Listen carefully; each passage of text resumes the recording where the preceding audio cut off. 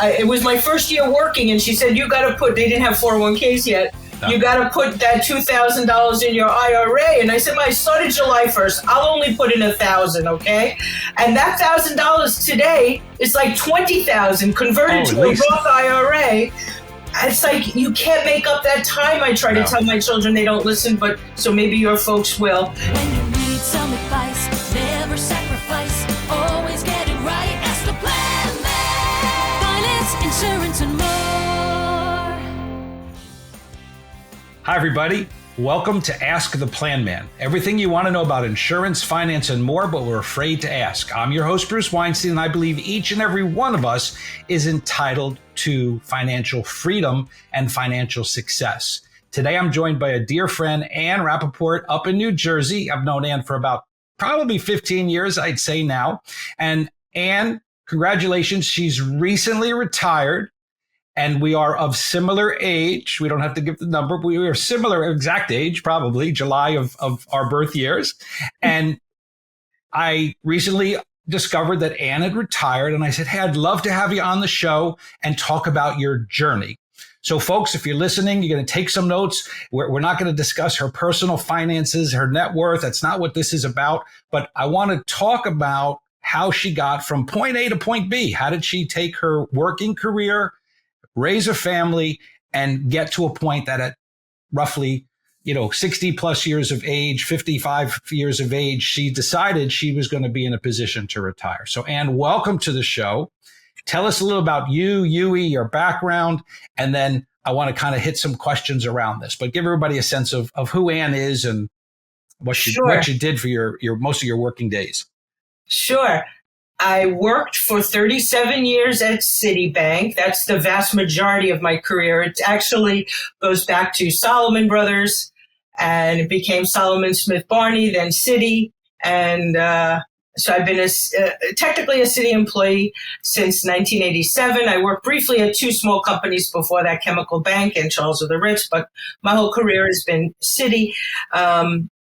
My husband works in a hospital medical setting, exercise physiology, works in cardiac rehab. So very different, different jobs, different salaries, things like that, But it was a nice long career at Citi. I was well loved there, but comes a time, Citi is in the midst of a major reorg. I'm sure you've seen that in the papers and the news. And it was just the perfect time to beg my boss for a package in order to retire. So that certainly helped me, Bruce, to be honest, getting, a year's salary for being there, so many years. So let me break it down. Again, I'm going to be very transparent. Like, I have not helped Ann and Yui. Like, they're not clients of mine. I don't know very much about their financial situation. So I'm going to ask her some questions because I want to frame this for people to get a sense of how people have gotten to this journey. And as she just alluded to, there took some incentive to push you over the edge. And so we'll circle back to that. But I think the first thing that you made me aware of is you had longevity at the same firm. That's right. And I'm sure when you started, I'm fishing a little bit, but did you have a pension or was it more 401k accumulation? Very small pensions for both my husband and I, very small pension. Citi got rid of that in about 2004, I'll say. Okay. And that's later than most. Yeah, no more pension. So I have a very small pension I'll get. Okay. But the 401k, they matched you, not only matched, but they deposited a certain amount of your salary as instead of the pension that they offered. Okay. So again, so for my listener out there that may not be aware, there's different programs, if you will, for retirement. So by definition, there's defined benefit and defined contribution, basically 401k versus pension. And back in the 80s, 87, when the market crashed, I was a fledgling stockbroker just getting started in my career. And with that stock market crash really pushed a lot of the major companies in this country to pivot away from the pension and do more of a company match or a contribution. So a defined benefit versus a defined contribution. So if I worked for AT&T for 40 years back in those days, I would walk away with whatever, 50% of my salary for the rest of my life. And when the market crashed, a lot of these funds were heavily damaged because they used their company stock to fund it, or they were in the stock market. And when the market drops 25% in a day, all of a sudden these account balances are short and the companies had to put more money in. And eventually the lesson here for people to understand is that's when they started to move away. So they'd rather give somebody like Ann or their employee a match or a $5,000 or $10,000 contribution. And that's it. There's no more risk to them. It's, hey, give everybody $10,000 a year. We're going to put it in their retirement plan. They can invest it how they want. The risk is off of us. So when the markets crash, it's not their problem at Citigroup or IBM or AT&T. It's the employees. And so that a fair assessment from your experience, absolutely, right? Absolutely. Yeah. Okay. So now there are people out there listening that may still have a pension, but in general, pensions have been limited these days to municipal workers, school teachers, firemen, police officers. Thank you for all for your services. And then federal employees. Most big business has really eliminated pensions. So you may have grandfathered in. If you're in our age bracket and you've been with your company a long time, they still may exist. But as Ann experienced, it became more minimalized over time. And so now I'll take the questioning in the sense of, so now you're being given a decision. You have your company 401k, right, and they give you some investment choices and you put your money in, they're putting their money in. How do you handle the strategy and the pressure behind now, in essence, you managing your own money? How did you work through that over the years? Yeah, I mean, that being working almost, even though I was on the IT side of it, you still know what's going on. I always had an interest in following the market, and I'd always keep an eye on the 401k, always check in on my balance, not on a daily basis in any way, but certainly on a monthly basis. I would check in, see how things are doing. Is there something I need to move around? Once the internet, years ago, you really didn't have the international markets. And when that opened up, I'll say for me, it was probably the later 90s, early 2000s. That was something else, another place to put your money. So it gave me the option within just different mutual funds. I'm not even talking individual stocks at all. I really try to avoid that. And it's all done within that market of, just having fun, seeing, wow, this fund is doing great. Let me see if I could, grab onto the tailwind of this one and make a few bucks off of it. So I did enjoy that part of it. Now, if I may. Yes. So most 401k plans by publicly traded companies will offer access to the company stock itself and then mutual funds. But very rarely are they going to let you buy other companies in a 401k plan. Now, I will catch that statement and say, but I have heard of 401ks that when employees get to a certain age, they let them pull out money where they can self-manage it, move to, let's say, a Fidelity or a Schwab and go pick their own stocks if they want. So it's not within the confines of the company-sponsored 401k, but it's called in-service. You can do an in-service rollover while you're still an active employee. And I've helped clients do it over the years. I don't manage the money, but they would say, hey, I'm looking at, Apple stock or something like that. And like, what do you think? And so they would, maybe add some names. As far as I know, we were not allowed to do anything like that. Yeah. Also being publicly traded, they were very careful. You had to keep your money, like you just said, with a specific broker, but that was just my personal money. I wasn't allowed to move my 401k money until now. Until now that I'm no longer an employee, I am definitely moving it away from them and going to roll it into my Fidelity. Now, I'll PSA here. So normally, my experience over the years, a 401k is going to have maybe 15 to 20 investment options, meaning mutual funds to choose from. And they'll be on that risk scale from, cash and money market, different types of bonds, types of stocks, and then more aggressive types of stocks. You mentioned international, so emerging markets, REITs, things of that nature. So normally what happens is somebody has an investment committee and they sit down and they say, these are the choices we want to give to our employees. And not that they're cookie cutter, but they're relatively bigger names, household names, mutual funds with managers with experience and track records. So it's rare that you're going to get some newcomer on the street without a track record to show up in your 401k. But, you mentioned Fidelity a minute ago. So like Fidelity Magellan was a big one over the years, right. Or, their equity fund or their growth fund. And so a lot of what I talk about on the show and my masterclass is about asset allocation. And it's not that you've got these 20 choices. It's a matter of which ones are applicable. And then what percentages of my money do I want in them? And then how do I manage and massage it over time?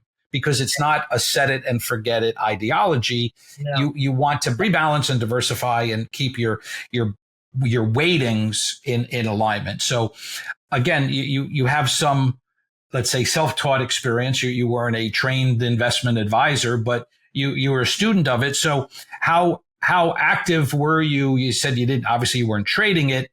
You shouldn't trade your 401ks. It's not an ATM, and it's not the casinos in Las Vegas. It should be a longer term. But what kind of frequency would you say you made adjustments? Whether minor or major. How did you pursue that?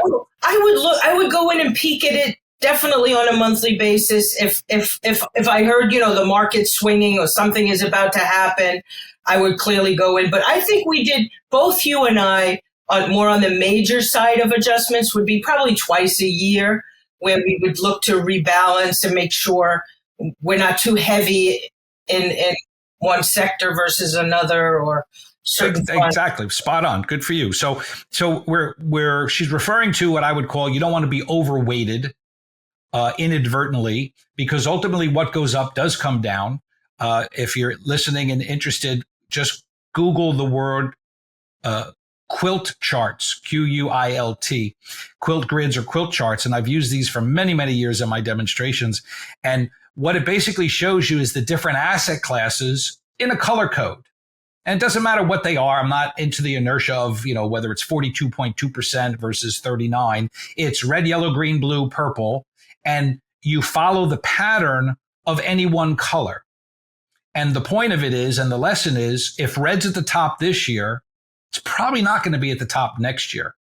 And it starts to slide down. Now, it may go all the way to the bottom the next year. It may work its way down, but eventually it's towards the bottom. And then eventually over time, it moves its way back to the top. And what's at the bottom, the year red's at the top, and let's say blue's at the bottom, well, lo and behold, the blue starts moving up. And so what Ann's practicing by rebalancing and not overweighting is she's taking some money out of the winners and she's repositioning them into some of the laggards. And what any stock market knowledge person understands is the ebbs and flows of the different asset classes and the different markets, international versus, U.S. or small cap versus large, or bonds versus stocks. And they all have patterns of working together, sometimes as a contrarian and sometimes in cohesion.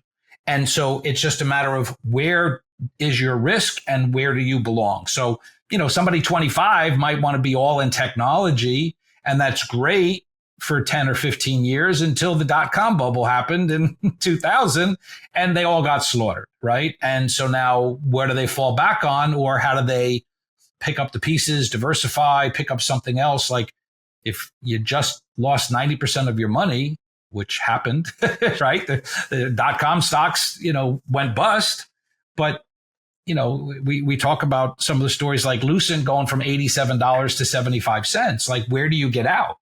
Hey, And so Bruce, I could tell you one thing that was an interesting thing. One man at work, one of the very senior guys that we had to meet with on a monthly basis, very difficult, very bitter guy to work with. And it turns out I find out he was with Leman and had his entire 401k in Leman stock. ouch. He had to go back to work. That's why he was so miserable. Back to work those days. Yes. So, this was the financial crisis of '08 that Ann's alluding to, when Bear Stearns and Leman Brothers literally went out of business. I was with Wachovia Securities at that time, and Wachovia Bank was the parent company, and our stock went from $60 to $1.25. So I took a massive, massive hit. I can't say it was all of my money, but it certainly was a very large portion, pretty much my whole 401k, shame on me. But yeah, but I wasn't, 60 at the time. I was 40. So it hurt. Don't get me wrong. When you watch $500,000 evaporate to less than 10,000, that's just a bad day. That's just not a good thing. I don't know if it was a lesson learned or what, or maybe just working for the company, but I could say I did not have a penny in Citigroup stock. You could look, I started at Marl Lynch, and I had a lot of colleagues. I was only there 2 years, and I had a lot of colleagues that stayed for a long time and became millionaires, multimillionaires on their Marl Lynch stock. Right. And then the financial crisis happened, like Leman and Bear Stearns, and Marl Lynch got slaughtered. And I know 80-year-old brokers that had retired with all their Marl Lynch stock that all of a sudden were literally on food stamps again and looking for work and got destroyed financially. So yeah, you make it and you lose it. And again, that's the risk. The theory goes, if you will, that no more than 5% of your money should be in any one stock. Yeah. And for that exact reason. But as my experience has shown, I've had multitudes of clients, coming from New Jersey, where you and I are from, although you have a much heavier New York accent than a New Jersey accent. I'm Brooklyn, baby. I just live in New Jersey, but I'm she just raised her family there. Right. But where we lived was very corporate America centric. We had Merck headquarters and J&J headquarters and Bristol Myers and Exxon and AT&T. And so I was blessed to have clients over the years that would just be, executive, middle management. They weren't, I wasn't in the C-suite. I wasn't dealing with the CFOs, but, they're decent level employees. But at the same time, I had a client that was nothing more, and I'm not saying that in a diminished capacity, he was nothing more than the maintenance man at J&J for 40 years. And he retired with a nice pension. Yeah. Because he still had pensions. This is a number of years back. And he had over $1 million in his 401k. Now, that said, it was pretty much all in J&J stock. Mm. And, well, good, bad, or indifferent, right? And so I'm sharing it because he didn't know from the stock market until he met me. He didn't understand or know about diversification and mutual funds. He understood J&J. Right. And so we saw clients that would have $4 or $5 million in Merck stock when they retired. And that's all they had. Or AT&T stock and the baby bells, because they knew the company. And unlike you, who said, I don't want to be in Citigroup, I want to be diversified away from it, they were the opposite. They were like, I don't understand Wall Street. I trust my company. At the same time, my paycheck, my job, and my career is based on that company. And now I have all my money with that company. If that company did go under, I mean, J&J had issues over the years with, tampering and lawsuits. And, so the stocks ebbed and flowed over their careers. But at the same time, like I said, we had a client that had $4 or $5 million in Merck stock when he retired. And again, he was not some, high level executive in the company, but he got stock options, and the stock did well, and he just let it go and reinvested the dividends. And, 40 years later, 50 years later, he's a multi-millionaire. And now he comes to somebody like us and that time. And now we get to diversify and protect it and, educate him on the other things. But even then, that's a tug of war sometimes, because they won't trust anything else except their company. They're very loyal to that company. So, in your sense, excuse me. Yeah. You took a different path, and fortunately, because Citigroup was caught up, back with Wachovia and Merrill and all the others in the housing financial crisis. So yes, they took a massive hit. And, I'm sure we're to be going on 16 years later of, I don't think any of the banks have gotten anywhere close to where they were exactly pre-08. So, I can give a quick example if you'd like to. I remember back then. So it was just for the market, the financial crisis you're speaking of. My son was starting college, and I read in a Money magazine, it said, make sure you have the money to pay for that semester a year before. So that back then I did have some Citi stock. And I guess it must have been through the whatever compensation they gave us. They called it a capital accumulation plan. And I said, you know what? Let me do that. Let me sell some of that so I have money for the first year of college. I did it. I had it, paid for it. The same amount of stock the very next year wouldn't even pay for his books. Right. So sometimes you better be lucky than good sometimes, right? Right. Yeah. But again, if the lesson in that regard is that you have to understand the timelines and use of money. So let's put a lesson in there. And that if you had that money earmarked for college and now your timeline is shrinking, it's different when your boys were 3. Right. And now they're 17 and it's next year. And you decided to go a little bit more conservative and not let the dice roll and keep pressing your luck. And you said, you know what, maybe it's time to put that money in cash so I know it's there next year. Now, it could have doubled again, right? And you sit there going, and that's what a lot of people do, is they're like, oh, I should have left it alone. I would have made another 35%. There's no crystal ball here, folks. You don't know. And if you can't afford to replace that money, then you need to be conservative. So, the Plan Man, the show, what I'm trying to promote is about planning and proactivity, as you know, and that is part of the process, is the time use of the money. How much money is earmarked from 5 years from now, 10 years from now, 20 years from now? Well, now as those years are going by, am I taking the right amount of risk as my timeline has shortened? And so Ann executed that and got fortunate, right, with the timing of it, because you just don't know.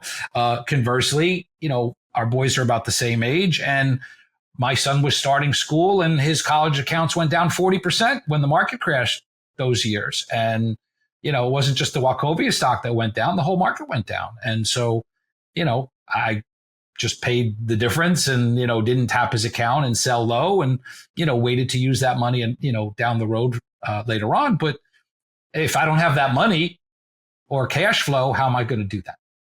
And so, but again, it's in the decision making. And look, a trained monkey and a trained professional can be one and the same. Like, nobody knows what's going to happen tomorrow. Like, you can't assume, and if you're old enough to know what that's from, Yes. Felix and Oscar, you can't assume what's going to happen. I say a lot of times, and you want the perfect financial plan, tell me when you're going to die. Right. Or tell me when you're going to get sick, and I'll tell you which is the best health insurance or Medicare plan. Like, the whole thing is to be proactive in our planning for all the what ifs. And the more what ifs that you're addressing in your planning, the better you can have your game plan addressing these things. What happens if? And that's what I've done over the years, is to really be the devil's advocate of, like, have you thought about this? Why don't you think about that way? Yes. This just came up in a conversation, so you're not eligible yet, but Social Security, you have your assets. You're not heavily reliant on pensions, as you've shared. And at our age or birth years, 67 is now the age to get your, what they refer to as normal retirement, normal Social Security. There's discounts, right? It's reduced. And then you could defer it and make a little bit more. So how have you and Yui looked at, viewed, decided in your planning of how you're going to address Social Security? Have you even thought of that? Yeah, we did. I mean, my plan, certainly I'm going to try my best to hold off until minimally 67. If not, if I could hold off till 70, I'll do that as well. But minimally 67. Probably the same for Hugh. we'll likely go down that same path. We're looking right now at the money we have and how we could make that work for us until we start collecting, how to properly invest it so that, especially in a tax friendly way, so that we know we're doing it the right way. We're hoping to hold off as long as we can in terms of collecting Social Security. Yeah, and that's one of the challenges why I'm asking Ann this for my listeners are you can get it at 62. So that's a lot closer than her waiting till 67. And for somebody to retire early, that means you're dependent on the use of your own money versus, let's say, the government's money, which is really your money because you put it in there and you're entitled to it. And so part of that strategy is waiting versus taking. And I was speaking with somebody not that long ago, and he was deferring till 72 years of age. So I challenged him on the thought process of waiting those extra 5 years. And just for round numbers, let's say that's 30 grand a year he could be collecting. And he'll get more, whatever it is. But he's working with the financial person, and they forecasted and plugged this in, and they said that, he's going to be better off. And I said, but if I am understanding you, you're going to use your own money for those 5 years in hopes that you're going to live long enough to get it back. And if you live past whatever your so-called forecasted break-even year is, then you're going to have that extra money down the road. And that was his view. And I've always been a contrarian to that point of view because I don't know if you know, but my mother died at 45. Oh my God. Yeah. So longevity didn't occur. My father's 88. So he waited till he was 70 to take his Social Security, and he's blown through that. He's 18 years past that. And I'm sure, the extra money helped, but for him to take it at 65 versus 70, he gave up something for those 5 years. And whether he used his own money or just didn't spend, I'm always about, well, how do I deal with, I could be like my mother and die early, or I could be like my father and live longer and enjoy my money in between.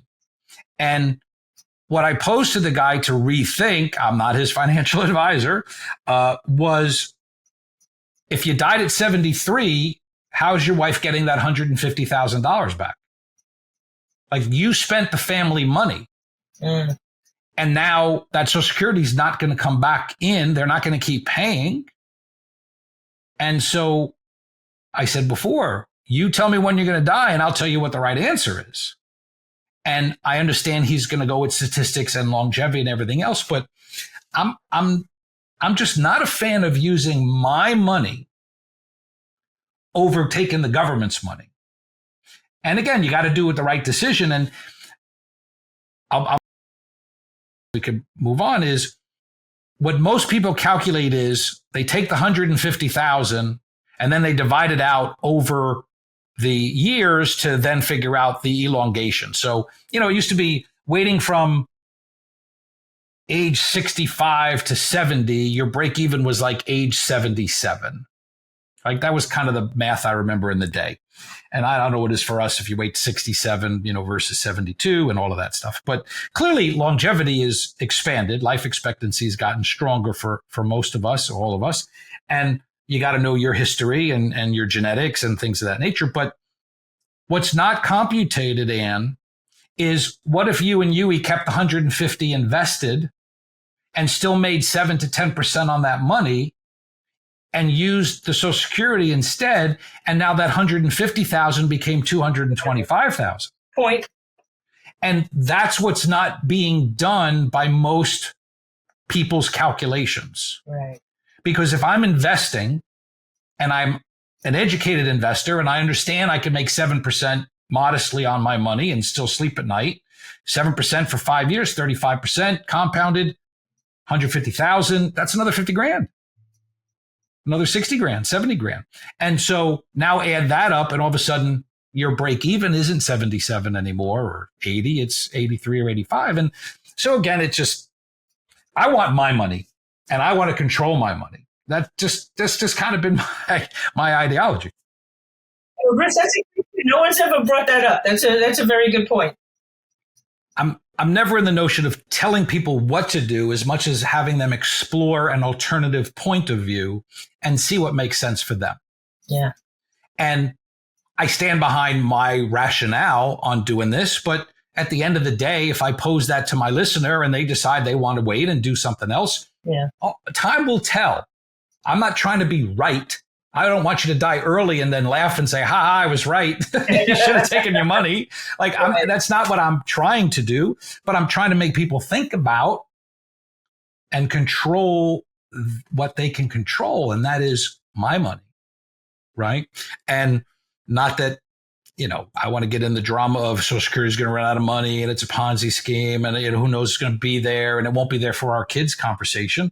But at the same time, you don't know the market's going to go through a major correction and that 150,000 loses 50,000, right? Like, so, but again, there's other strategies in there to protect the money. So anyway, that's just some thought. Again, I'm bringing it up because A, they haven't made that decision. B, they're contemplating that decision. They've retired.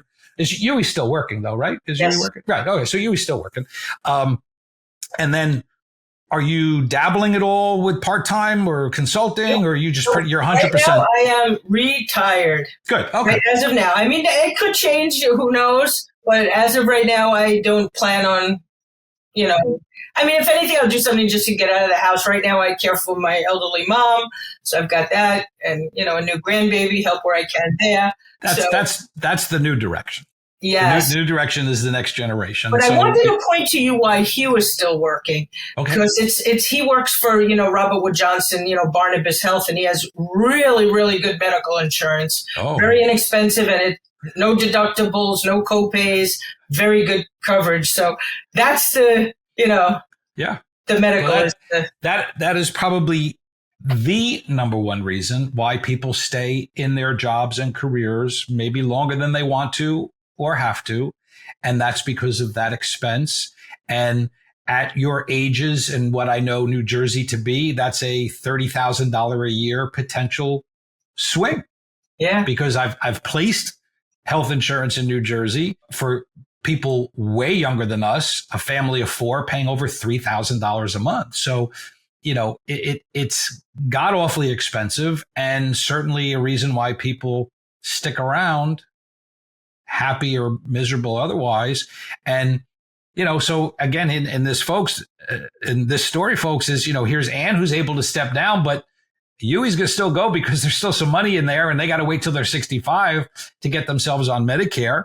And, certainly Medicare will be way less expensive than trying to find or pay. But just so your listeners know, he loves what he does, helping people. So very different than the situation was. So. But in fairness, certainly, if he was, I'm not saying he's miserable and sucking it off. I didn't mean to convey that. Poor Yui. But when people look at their finances and they say, how do we absorb $30,000 for the next 5 years till we get on Social Security, or 2 or 3 years? That's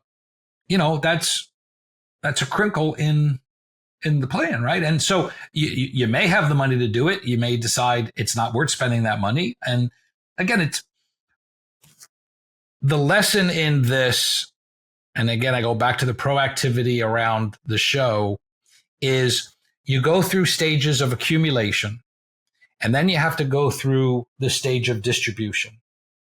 Meaning I spent all these years saving that money. And now I'm getting to a point where I'm not going to save anymore and I need to use it. And that's, I call it jumping the broom. That's the big decision making that people struggle with. And, where I made my hay in the day was the financial planning that puts all of that information in the data, in showing them the blueprint and the roadmap. And that's part of my questioning here is I don't know how formal you ever did anything, and it's not to put you on the spot, but working in the brokerage industry, you probably had access to in-house financial advisors where you made a mention that you had to have your own personal money still within the umbrella of the company, which was kind of mandated by the regulators because they don't want you doing insider trading they can't see. But our Congress could do it, but we can't. But that's but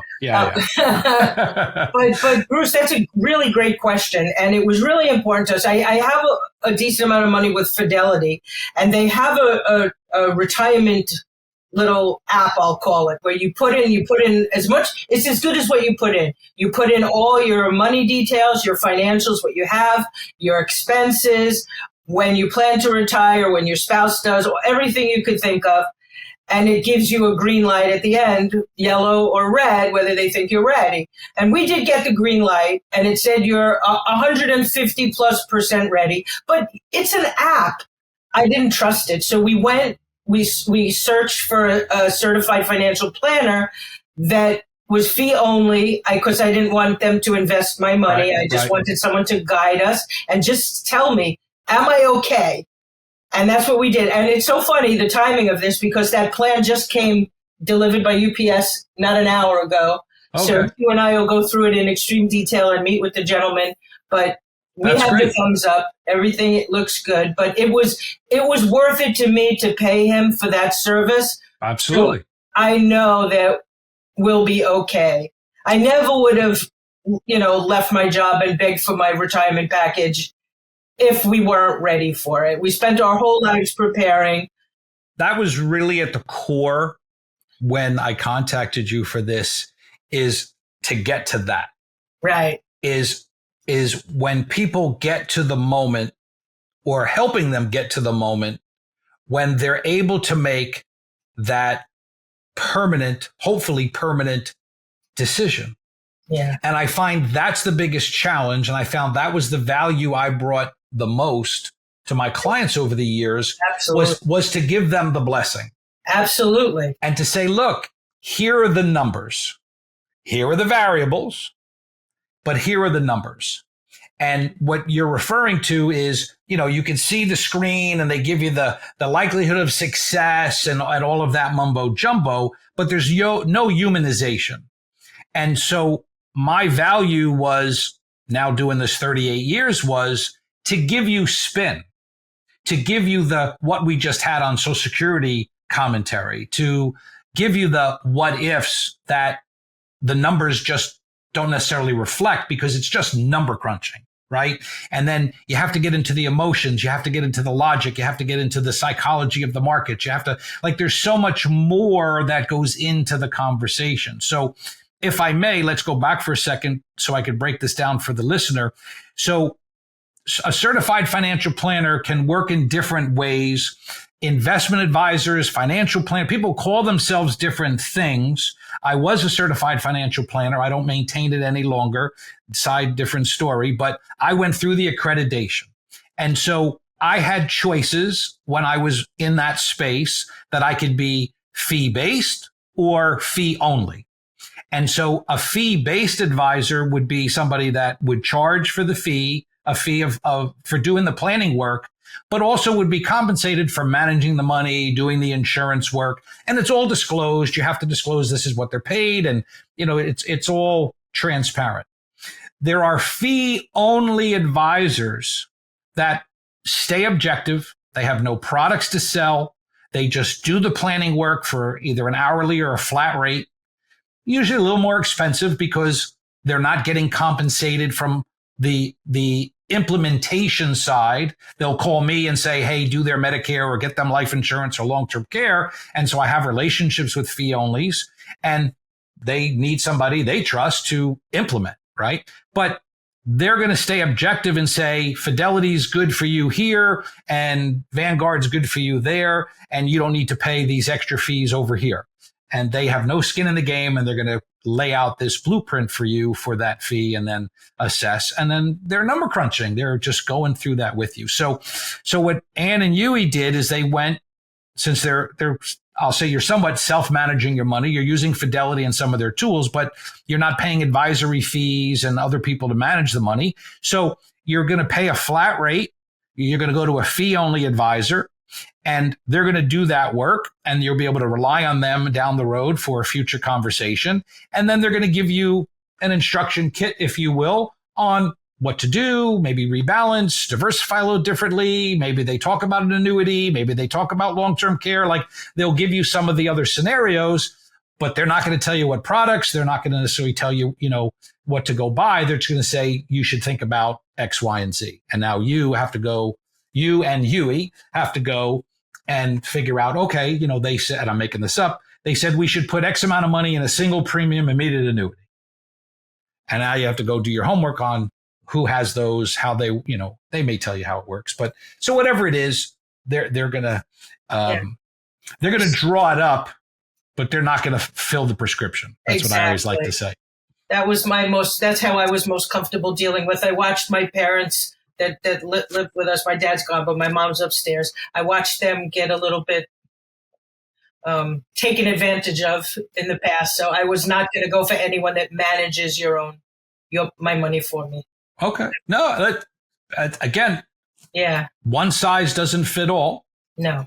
And you've taken the action you've needed that you're comfortable with. And that's, again, I'm hoping to have others on the show to share their paths and their stories, because they're not all going to be Ann's. They're going to have different stories. They're going to say, I did work with this advisor and they did manage my money, and I'm not a Wall Street, savant. And I needed to rely. I mean, that's how I made my living for 30 years. Like, people came to me because they're like, I don't understand this stuff. Right. And I put it together for them. And I obviously managed the money as part of the process. And they wanted that. That's not everybody wants that. So it's just a matter of, my messaging is clear.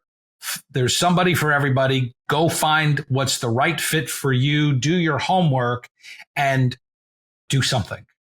And that's what I wanted to get a sense out of you of how you got to that point and, how you jumped off. So you did get numbers crunched. So let's kind of bring it to a head. So yeah, you leveraged them, where you then saw the money and how it was going to play out, got a second vote of confidence. Fidelity gave you one, and now you have the other one.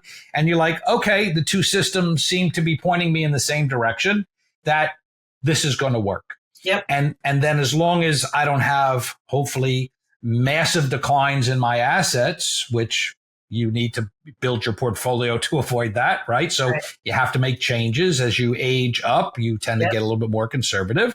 And so the other blessing in disguise is, not that we want inflation, but interest rates came up. So now all of a sudden CDs and bonds and money markets all of a sudden went from 0 and anemic to 5%. So that helps a little bit. But conversely, inflation's way more than the 7% they're reporting. So I'd rather have 0 interest bank accounts and much less inflation. That was a 15-year phenomenon that you and I never experienced as adults, and now we're getting into we're heading back into the 70s. We're seeing mortgage rates, at 7 and 8%, and, car loans, and, all of a sudden all that 0 interest cheap money is disappearing. Yes.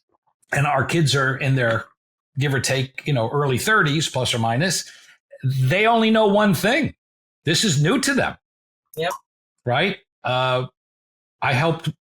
Remind me, which one of your sons we got the mortgage for a few years ago? Kyle, my eldest. Kyle. Yes. So I don't remember the details, but his mortgage was probably around 4% at the time. Rates hadn't bottomed out yet, but I would think, I introduced him at the time when rates were probably in the 4s.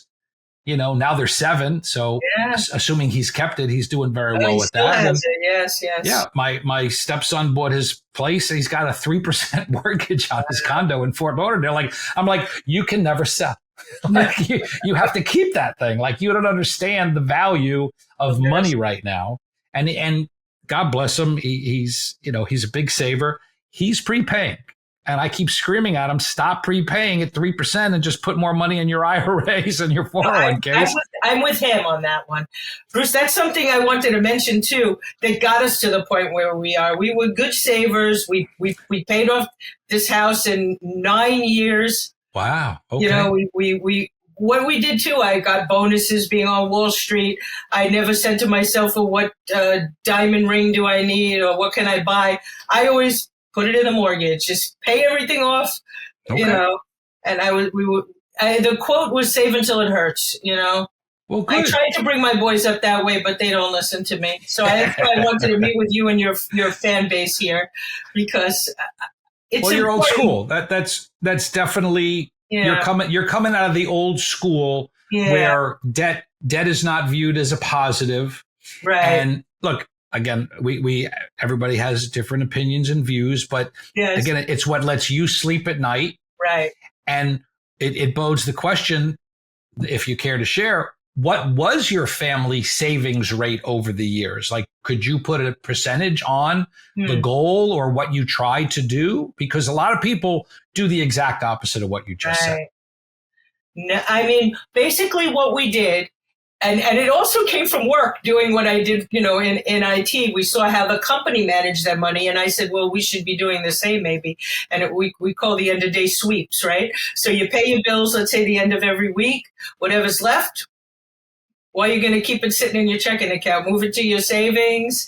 And once your savings hit a certain point, let's move it to investing it, so whatever, the bills, whatever covered the bills stayed in the checking account. Otherwise, I put it to savings. How much of a percentage of our take home was it? I don't know. I'm not really. Some people have a goal, they want to save 10 or 20 or 30%. So, that's why I was seeing if there was a number. Yeah. Again, you had an extensive career, majority dual income. Even when the boys came, you still my mom, still work? That's why they live upstairs. My mom watched my boys. Now the tables have turned, but I didn't have to pay for daycare. I was the career mother. Okay. No, because, and again, in the 80s, that, in the 90s was not necessarily the norm. Right. It did transition later, but, you and I come from the generation where mom stayed home and dad worked to then as we became in the workforce, the wives were working, the women worked, like my wife worked, you worked, like it was not. But then when the families came, now decisions had to be made, or as we paid $1,300 a month for daycare. Yeah. So that's a lot of money back then, 30 years ago. And so I couldn't put that 15 grand away. Right. You had the benefit of family help, which saved you 10 or 15 grand a year that you could do other things and pay off your mortgage early and do other things. So am I safe to say you're not a big credit card debt carrying individual over the years?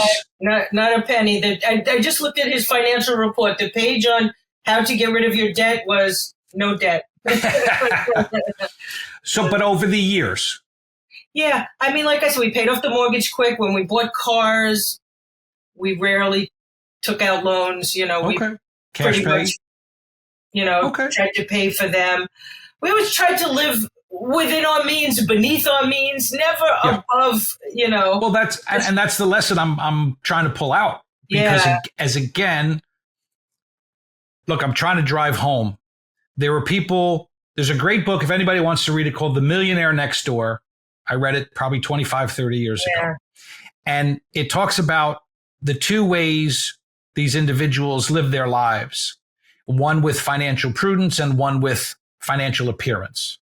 Big fancy house, big fancy cars, made a lot of money, didn't necessarily save, raises their family in that environment. And now how are those kids going to recreate the lifestyle that they were brought up in and don't make the money dad made?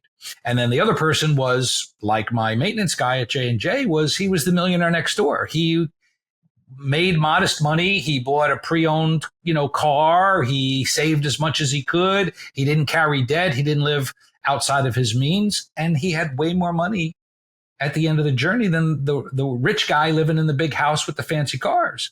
And so you're the millionaire next door that lived modestly, didn't overspend, didn't carry debt unnecessarily. Not a lot of people buy cars for cash, right? People lease. I'm not a fan of leasing, never been a fan of leasing. It's a lifelong payment that you are trapping yourself in, right? It's an expense that never goes away. And again, something for everyone. Obviously, it's a very big audience that But I always leases have a new cars. car. That's what you get back. But Right. you're paying for it. You're paying for it. Yeah. If you can afford it. Yeah, I guess. But people seem to look at it as that's how I can afford a car by doing that. But I think you're throwing away a little bit there. I even remember back, I had a good friend. She's a lawyer, husband's a doctor. You think they're rolling in dough, but they also live the lifestyle of, I remember, again, it was when I had my first son. So it's 33, almost 34 years ago. We bought a Ford station wagon, and she had, I don't know, whatever it was, a $35,000 car back then. And she's like, Ann, you can't buy a car for less than $35,000. I said, we just bought a new car. It was 17. What are you talking about? So it's just the mindset of like, I need a different name, not Ford, Right. Mercedes versus Ford. Yeah. And I think you're right. I think it might have been a Mercedes or Jaguar. Probably back then. Yeah. Yes. Yeah. But again, the lessons here, and I'll start. If you have more talking points, I'm happy to keep going. But the lesson here on how this particular family, folks, got to retire what I deem to be very early in today's society. Okay.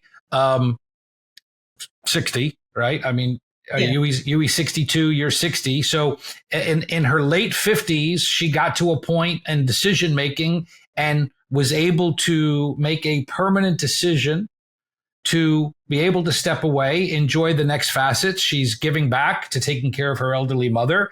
And she's blessed to be a new grandma, a bubby. Do you go by bubby? I'm Granny Annie, but that's I like Granny Annie. We got a Granny Annie in our family. So, like, God bless. Like, that's awesome. And that's what your Woody Woofy, which I talk about, what do you want for yourself? You're doing your Woody Woofy. This is what you want. And you've been able to achieve financial independence. And so when I talk about financial dignity and becoming financially independent, it's just to have the money you need to then do what you want, because you don't have to show up for work anymore.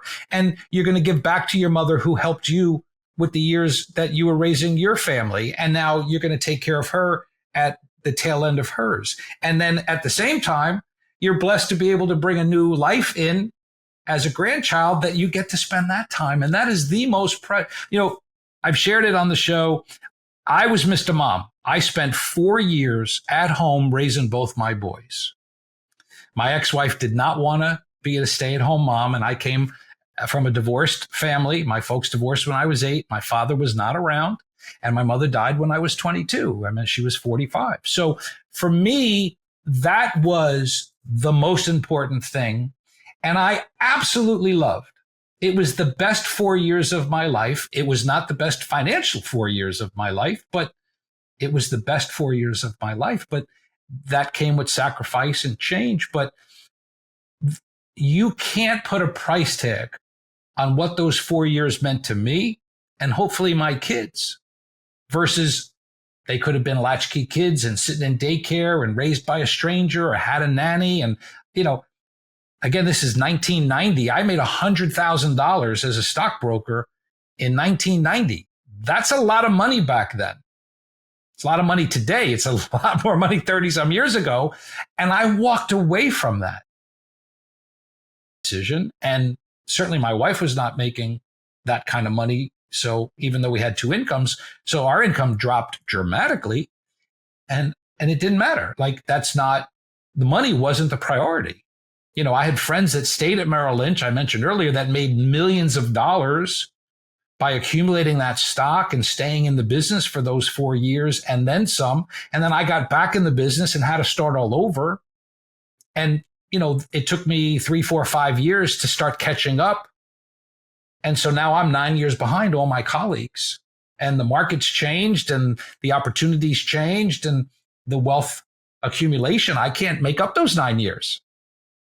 And so, those are decisions, but you're now, God bless, in a position to be able to enjoy without having to go, oh, I got to get on the train and go to New York and all of that. So congratulations. I mean, that's it. Congratulate everybody. Give it up. Like, that's what I want to hear. That's what I want to promote. I got the bell.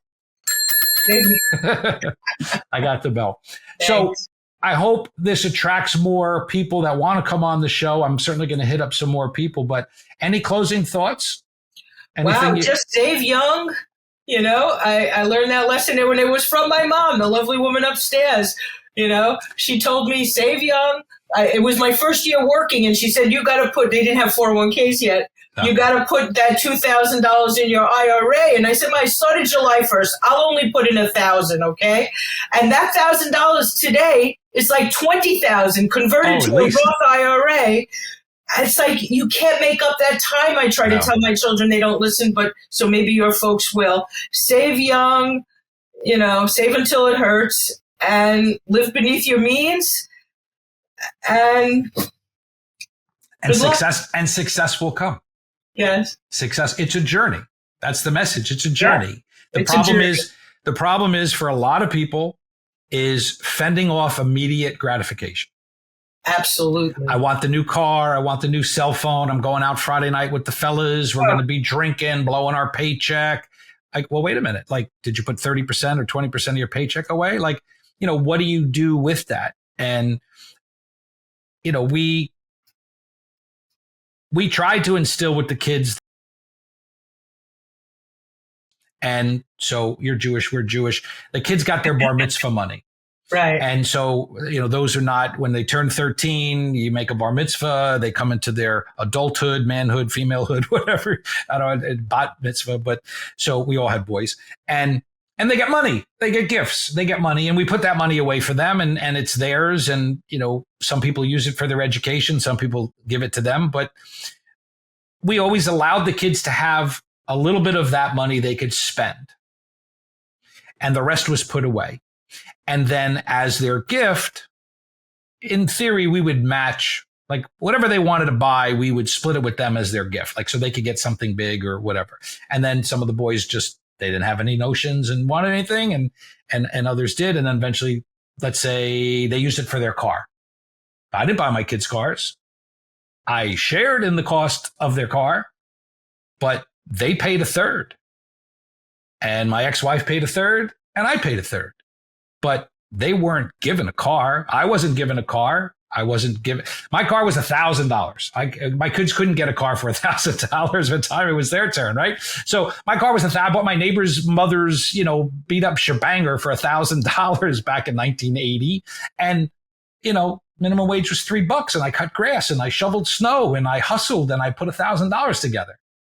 I bought my kid a car, and he's like, I don't want that car. I want a different car. I'm like, well, you know, I sold the car, and he went and picked out his own car. And I said, okay, you're paying a third. Like, you didn't want what I bought you. So anyway, those are the sacrifices. You know, we had the kids take a portion of the student loan. Skin in the game. You want to muck about. You want to take 5 or 6 years. You don't know what you want to do with yourself. Okay, well, you're paying for part of it. So that's your burden later. And that's, you know, part of the lessons. So, you know, we always tried to make sure the kids, go ahead.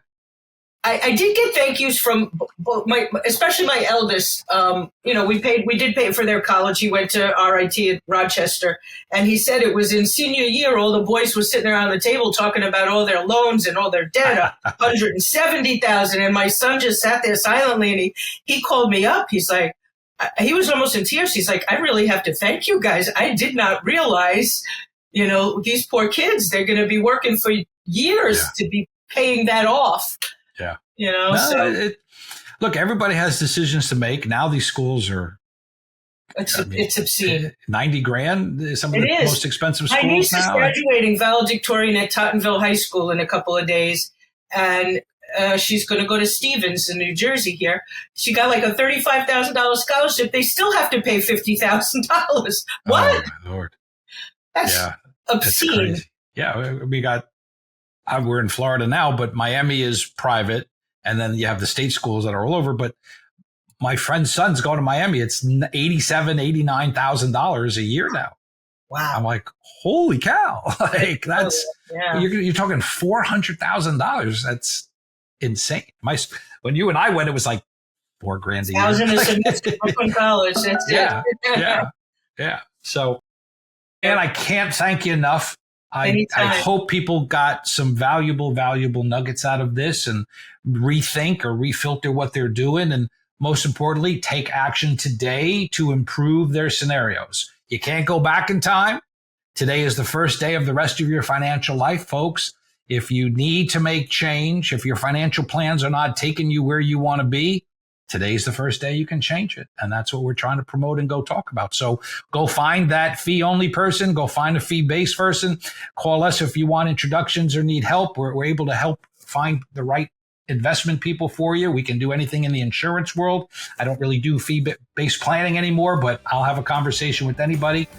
And thank you so much for being with us, folks.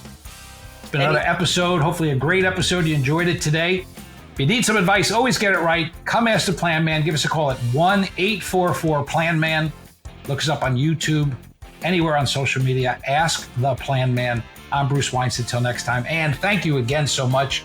Appreciate everything and continued success for you and you. Thank you. My pleasure. When you need some advice, never sacrifice.